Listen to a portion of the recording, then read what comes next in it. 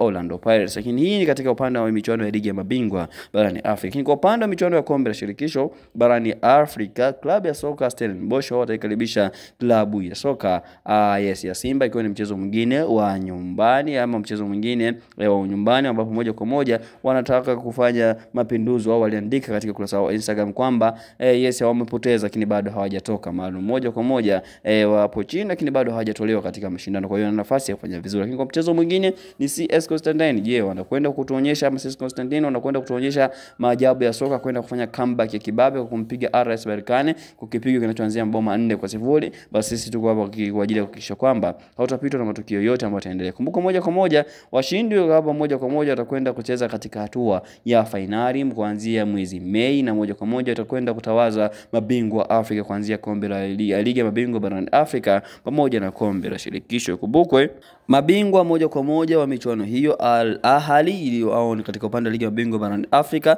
wao wataendelea kuonyesha kubwa wao. Sisi tuko hapa kwa ajili ya kwamba hautapitwa na taarifa ambazo zitahusu matukio ya michezo hiyo. Lakini je, kwa upande wa kombe la shirikisho, je, RS Berkane ataendeleza umwamba wake? Kumbuka amechukua kombe hili mara nyingi kwa msimu hii ya hivi karibuni, basi amejitahidi kuonyesha ule umwamba, kwa sababu hata msimu ulioweza kupita alifanya maajabu na miujiza mara baada ya timu ya USM Alger kuweza kutofika uwanjani, basi wakapewa magoli na moja kwa moja wakaweza kupata ushindi wa mabao 3 na kwenda kutoa ama kunyanyua taji hilo. Kwa hiyo moja kwa moja ni mchezo mkali kweli kweli katika michuano hii ya kombe la shirikisho na ligi ya mabingwa barani Afrika. Ikumbukwe hii ndio radha ya soka kwa upande wa ligi ya Afrika. Pamoja kwa moja baada ya hapa tutakwenda kushuhudia mitanange mingine ya klabu bingwa za dunia ambapo kila timu itakwenda kuhakikisha inafanya vizuri.